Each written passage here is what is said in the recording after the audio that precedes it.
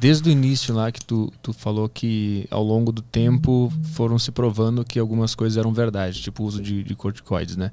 O que mais que desde o início de tudo isso foi se provando verdade, mas era demonizado pelas pessoas? A heparina, por exemplo. A gente desde sempre falava, olha, precisa dar anticoagulante. Essa é uma doença que acaba afetando os vasos, fazendo o que a gente chama de vasculite. Você tá maluco. Que isso? Não sei o quê. Toma, otário. Morreu um monte de gente à toa. Entendeu? Isso é outra coisa que era demonizada e hoje em dia ninguém discute mais. Precisa dar e ponto. E a ivermectina? Qual é o lance dele? Eu não entendo nada. Por que se fala tanto disso? Tem gente que odeia, tem gente que gosta. O que acontece em volta desse remédio? Cara, primeiro, é um remédio barato. É um remédio que não tem patente mais. É um remédio que você pode mandar manipular se você quiser. Você não precisa comprar na farmácia. Tá? E é uma medicação que ela não foi desenhada para tratar Covid.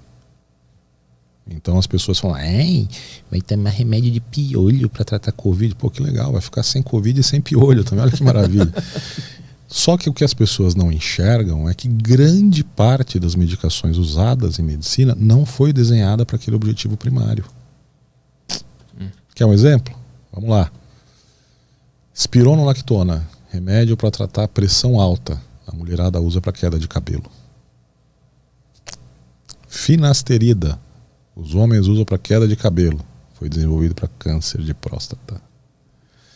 Aquela pílulazinha azul que tem uma galera que usa foi desenvolvida para tratar edema agudo de pulmão.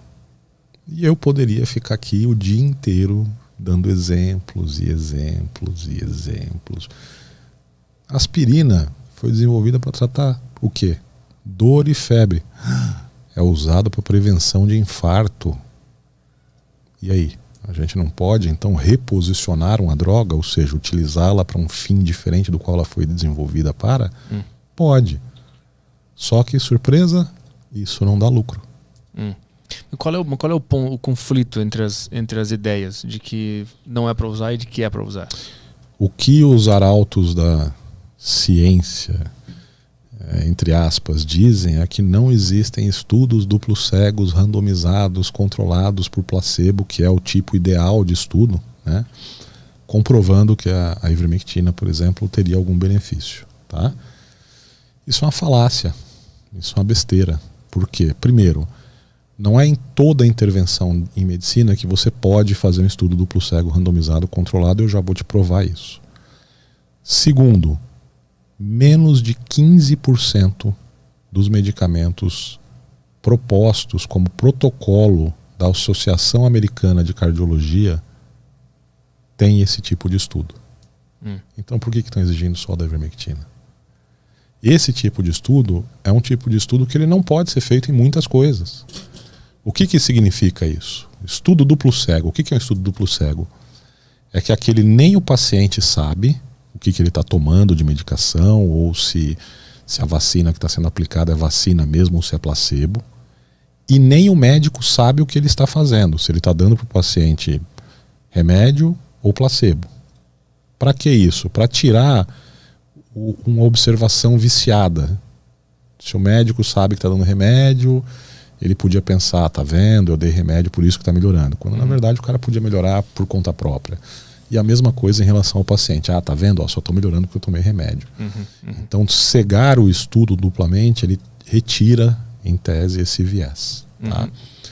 Randomizado quer dizer que as pessoas vão ser distribuídas no grupo que vai receber placebo ou que vai receber o remédio de forma aleatória, sorteado. Tá? Dá para fazer isso em tudo na medicina? Não. Como é que eu vou fazer com um cara que infartou e precisa de reparar as coronárias dele? Eu vou dizer para ele que eu vou operar o coração dele, e aí eu faço só um corte na pele, e aí ele acorda com os pontos lá na pele, acha que foi operado o coração? É ético fazer isso? Pior, para fazer o estudo duplo cego, eu tinha que cegar o médico também. Eu vou fazer o que com o médico? Eu vou botar uma venda nos olhos dele? Não tem cabimento. Para a galera entender como seria um estudo duplo cego, com coisas práticas, imagine o seguinte, Petri, eu vou te dar 2 copos transparentes, um contém água e o outro contém ácido sulfúrico. E aí eu não sei qual tem o quê e você não vai saber qual tem o quê. Roleta russa é o negócio. Não tem cabimento, cara. Entendeu? Então você só pode utilizar estudos duplos cegos randomizados em situações onde você não vai prejudicar o paciente. Ok, com a ivermectina daria para fazer isso porque ela tem um risco de complicação baixíssimo? Daria. Só que nós não temos tempo. Porque um estudo grande o suficiente para provar com poder estatístico demora anos para ser feito. E nós estamos no meio da guerra, nego. Não dá tempo de esperar. E o que a gente tem a favor e contra? Bom, a gente tem alguns relatos de séries de casos tratadas por pesquisadores daqui e ali. Na França tem o Didier Raoult, por exemplo. Nos Estados Unidos tem alguns médicos de respeito também, aqui no Brasil também. E a gente tem estudos de laboratório que comprovam 21 mecanismos de ação diferentes da ivermectina contra o Covid. Acho que tá bom, né? Mas contra? Eu quero deixar equilibrado aqui. Eu sei que tem muita gente que vai ficar braba com isso aqui. Eu também quero mostrar o outro lado. E contra a ivermectina, o que tem? Contra, você pode falar que a metodologia desses estudos não foi uma metodologia adequada. Olha, os estudos são estudos mal desenhados, é baseado na opinião do cara que usou, então o cara pode ter um viés de observação. Pode, eu reconheço. Eles estão cobertos de razão. Agora, a questão é o seguinte, o cara tem uma doença que ela é potencialmente fatal. Se tomar essa medicação, qual que é o risco que o cara tem? O maior efeito colateral que tem sido descrito é a diarreia. Bom, o cara pode ter uma diarreia, vai. Tá. E qual que é o outro risco? Ele pode ficar bom. Entendi. Mas e os relatos de que pessoas morreram por causa desse remédio, que saíram comprando e tomando? Aí o que a gente, pelo menos o que eu já analisei, assim, tem coisa, por exemplo, que nos Estados Unidos os caras tiveram toxicidade hepática. E aí existe uma característica. Nos Estados Unidos não existe ivermectina para venda, ivermectina humana. Então o que os caras fizeram? Compraram ivermectina para cavalo e tomaram.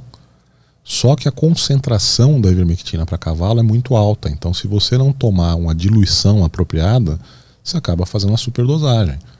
E aí, meu velho, se eu tomar aspirina numa superdosagem, eu também vou arrebentar meu fígado.